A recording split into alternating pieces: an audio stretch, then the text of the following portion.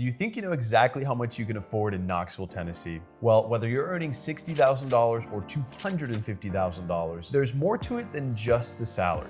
Loan officers really take a look at a numerous amount of things other than your income, and they look at things like your debt, your credit, your reserves, and plenty more.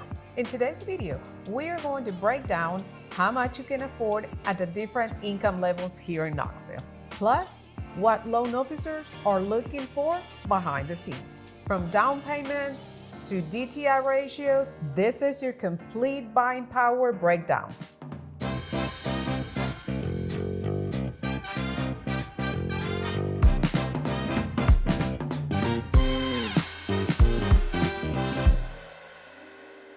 If this is your first time on the channel, subscribe below and tap the bell for notifications so you can be the first one to know about the current market in Knoxville, Tennessee. I'm Hilmer. And I'm Christian with Knoxville Realty, and we help people just like you every single day. So whether you're moving in 9 days or 9 months, we'd love to help you make a smooth move to Knoxville, Tennessee. If you have a $60,000 yearly income, you're looking at probably properties around the $225,000, and your monthly payment might be around $1,600. You'll find 2-bed homes, fixer-uppers, and entry-level condos. And you'll get those in locations like Fountain City, East Knoxville, and some parts of Powell. Now, here's a little bit of insight. Especially from somebody who was in the mortgage business for a few years, I can tell you pretty easily that your approval is not solely based on income. Most lenders want to see your DTI, debt to income ratio, at about 43%, but ideally at 36%, and more ideally at 30%. That includes your mortgage payment and any of your debts, say car payment, student loans, etc. And here's just a little bit of an addition now. 43% debt to income ratio for loan officers is kind of a dream, and 36% is even a further off dream. There are some programs who can go up to 55 and even, 57% debt to income ratio. Now, here's a huge misconception that I would hear all the time while I was doing loans and things like that. You do not need a 20% down payment to get into a home. You can get into a home for as little as 3.5%. And this is through the FHA program that I talked about just a few seconds earlier. So FHA program is really good for anybody who has a little bit lower credit score, a little bit lower cash to spend, and is still needing to get into a home. And that is the key here. With a lower down payment, you can get into the market and start building equity. Just be prepared for mortgage insurance and a little bit of a higher monthly payment. Now, when we're talking about these budgets, I want to be perfectly clear. This is not a single person budget. This is a home budget. This is household income. So this includes anybody that's applying for a home loan. Now, before I move on to the next income bracket, I want to say something very, very, very important. This is where we talked about earlier, where income doesn't really matter as much as everything else involved in the home buying process. Because somebody with a $60,000 budget with absolute zero debt can buy a $350,000 house like we're about to talk about. But somebody with a $100,000 a year income may not qualify for a $300,000 house because of their debts, right? So now that we are talking about a $100,000 a year, we're moving on to the $300,000 and $350,000 bracket, right? This is a general average of what somebody can afford here in Knoxville with that income. And this is a popular tier. It generally opens up a 3-bed, 2-bath house and some newer construction in the area. At that price, you can find homes in the Carnes area, South Knoxville, Halls, and parts of Hardin Valley. You're gonna get good space, solid school system, and decent sized lots. At this level, if your debt to income ratio allows for it, you can go with a 5% down, which is about $17,500 for a $350,000 home. Sometimes people think they need $100,000, $50,000 to buy a house. And sometimes that's not even the case. Sometimes you can get into a home with zero money. We have had those clients, and it depends on where you're buying. There's so many programs that will allow you to buy a home with 0% of anything, like no 0% interest, but no money down like the USDA loan and VA loans. You can also apply for an FHA THDA, which is like a second mortgage. The government will loan you the money, the down payment money, to buy the home. So there are many programs that you can use to buy a home without breaking the bank or without dreaming about it because you don't have $10,000 in the bank. Now, keep in mind that in places like Karnes, Hardin Valley, maybe even some of the other areas that are in the county area, those places very much do qualify for a USDA loan. Tennessee, at the end of the day, does have quite a bit of rural space. And yes, we're talking about the United States Department of Agriculture. They are trying to get people into those rural areas, so they're doing the incentive of a 0% down and generally a lower interest rate than some of the other programs. So if you're interested in something like that, talk to your loan officer.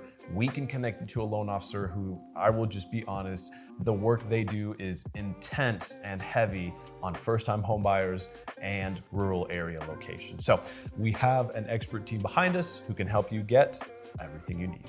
There is the other part of it when clients talk about conventional loan versus an FHA loan. Well, if you do a conventional, yes, you're going to avoid some of the fees that the FHA loan has, but then sometimes you have to come with more money out of pocket in the front end. I'll do a simple breakdown that I did with every single one of my borrowers when I was in lending. Are you looking to get into a home with the least amount of money possible?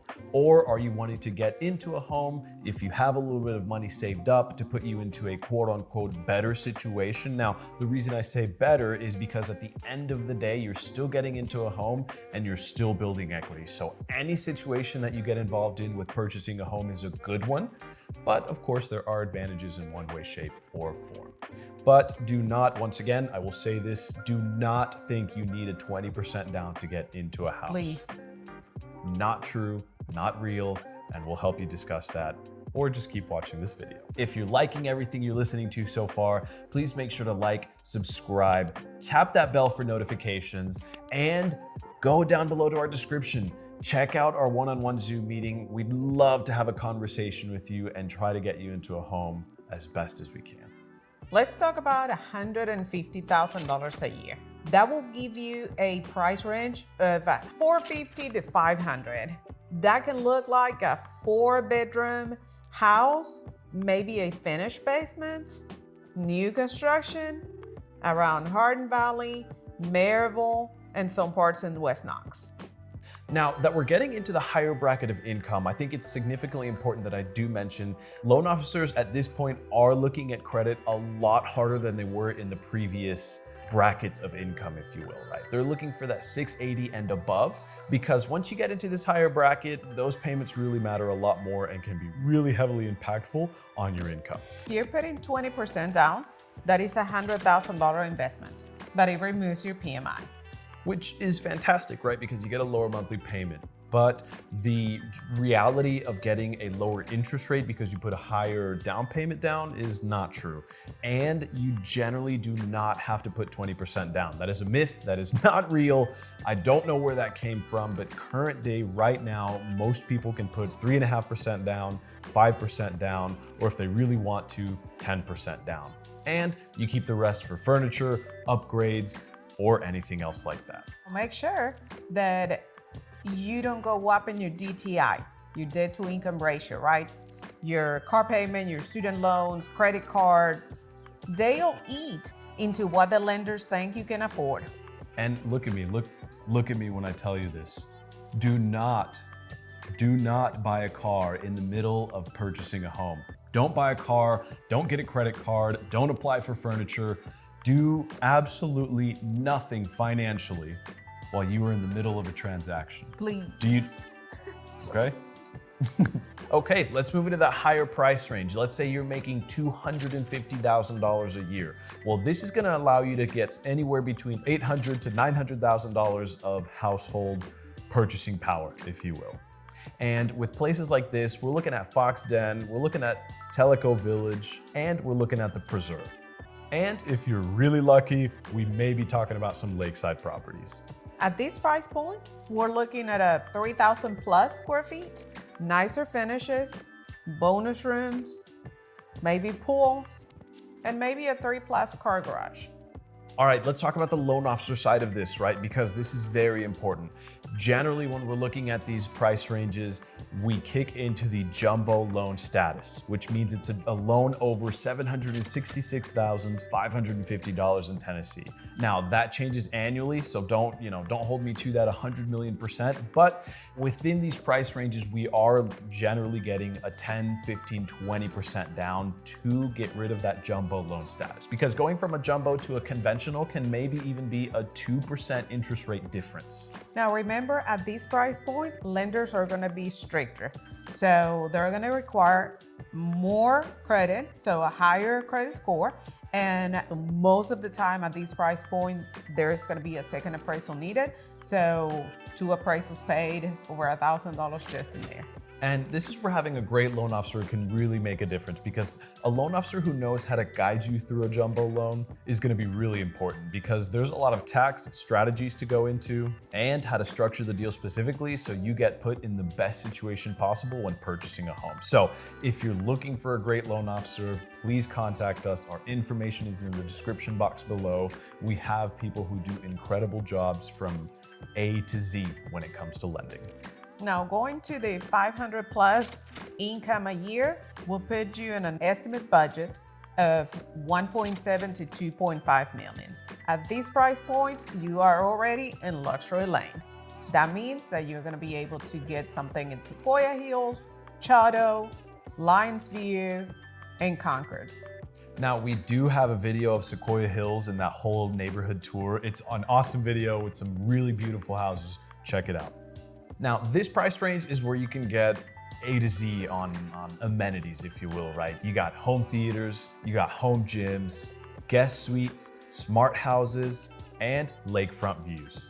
Now, in this price range, we usually get into jumbo loans. And these are significantly strict with credit. We're looking at 6 to 12 months of reserves, meaning that the bank wants to see that you have 6 months to a full year of your entire monthly payment in your bank. And these do normally require 15 to 20% down.